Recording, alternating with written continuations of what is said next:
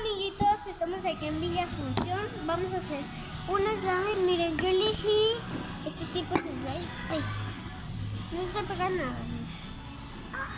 Miren, wow, es morado.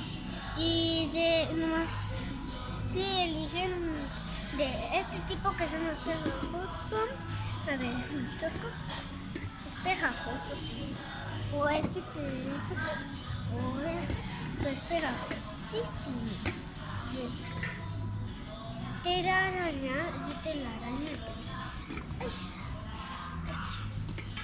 Y este de... Son esos tres tipos. Y yo elegí como este. Y pues ya agarré todas las cosas desde aquí y ya lo vine.